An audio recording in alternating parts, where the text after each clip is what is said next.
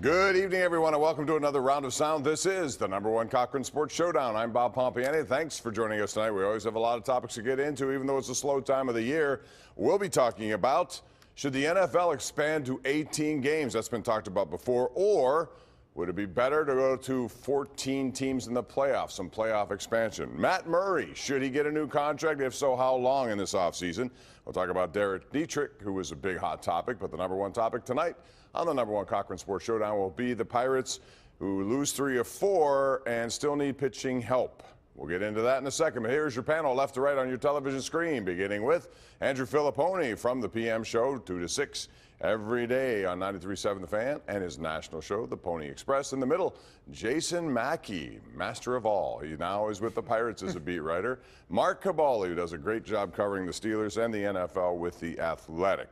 So, Dallas Keuchel, that name. Pony, if I didn't know better, I thought you were his agent and not Scott Boras. But they still need pitching help. He's still out there. No one seems to be interested. Basically, it wouldn't cost anything except money, and the Pirates have money to spend. So, I'll ask you, what chance do you give the Pirates of signing Dallas Keuchel? Zero, none, but it should be much greater than that, Bob. All it would cost is money. And I know sometimes the money spending and the Pirates don't get put in the same sentence with one another, but come on, they've got a $77 million payroll, which I believe is 28th in baseball. If you go with what Buster Olney is reporting, $12 million is what Keuchel is asking for. You add that to the Pirates' payroll, and you get to a number that is still below what it was for 2018. Their starting pitcher ERA in the month of May was over 6. I'm not guaranteeing that Keuchel is going to come here and be the Cy Young Award winner that he was 4 years ago, but I can guarantee you guys this, he'll be better than Nick Kingham, and he'll also give a fan base that is still very lethargic and apathetic, I think, a much-needed shot in the arm. Yeah, I'm with you, Andrew. I don't think there's any chance whatsoever of the Pirates doing that. And that's a shame. It is a shame, especially because Joe Musgrove, I know both of us have talked to him about this, really wants the guy to come here and would love for it, and spoke up publicly and made some comments about it. I also talked to Jamison Tyone this morning, and he said, I don't think we're adding anybody. Who is in the room now is in the room. And it is a shame because I don't think Nick Kingham should be in their rotation. Maybe Mitch Keller should be given a shot, not necessarily a sure thing.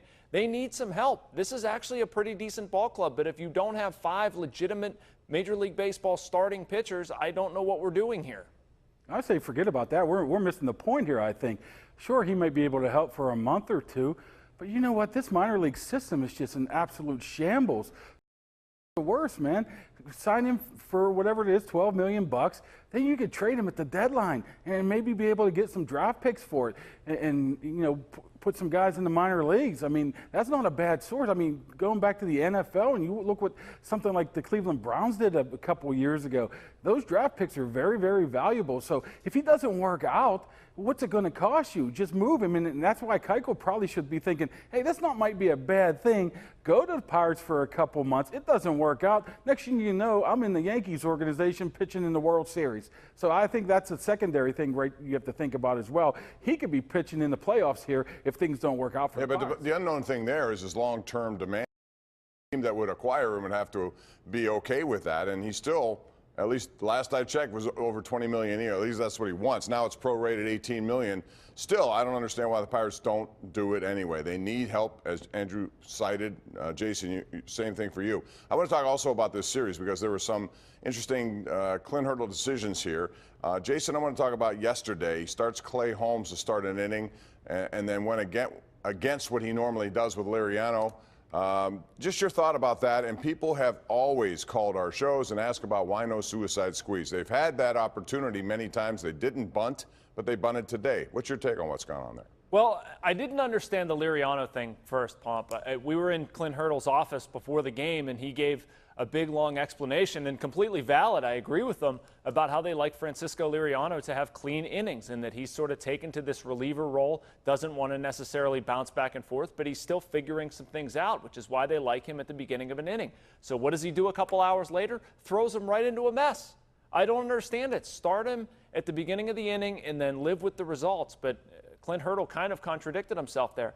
In the bunt I think you're talking about is the Adam Frazier bunt that ends up going to second base. Right. I didn't have a problem with the call. I didn't like where Frazier placed the bunt. He still gave the pitcher an opportunity to get a key out there and keep a guy out of scoring position. But if you place that bunt the right way, you're putting guys on second and third. To quote Bill James, the great baseball man, the bunt is the only play in baseball where both sides end up happy. The defense is happy that you gave an out away, and the offense is happy that, you know, the runners moved up. So how good of a play is it at the end of the day? For me, I don't understand why, when you've got Alex Claudio on the mound, who is not exactly Josh Hader, or Mariano Rivera or Trevor Hoffman, who when you look at his ERA, he looks more like Davidas Neverauskas.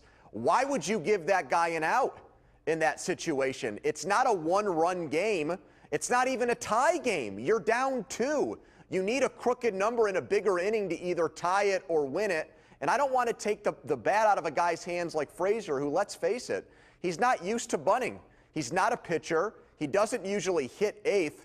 He's a guy that has come through with some big hits for them. So it wasn't even like he was behind in the count. That whole sequence and what Jason is talking about, the Pirates are sending mixed philosophical messages. What do they believe in? I can't tell from this weekend with Clint Hurdle. You know, less Bill James, the better for me, to be honest with you. I mean, I'm sure there's a lot of people out there agree with me that there's a little bit too much analytics. But whatever, you said it right, Pony. You have to either be all in or all out. There's not picking and choosing, because that's not how analytics work. You don't bunt today and not bunt tomorrow. So it was kind of curious today. And it was more than just one time where they were sacrificing or trying to bunt. So I don't know. Maybe he's trying to just push some runs across. But is it a philosophical switch, or is it just because you know, this just happened in this I mean, they're game? bunting, Mark, they're bunting to put runners in scoring position for Gregory Polanco against a left-handed pitcher? Again, down more than Polanco one. can't hit lefties. Right. That didn't make a lot of sense there. We have to go to a break, but when we come back, we'll keep it on the Pirates, talk about Josh Bell.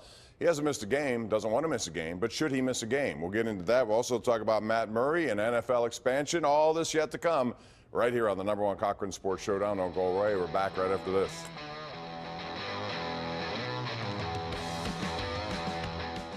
The #1 Cochran Sports Showdown is brought to you by #1 Cochran, Go One Better, and by Highmark Blue Cross Blue Shield. Have a greater hand in your health.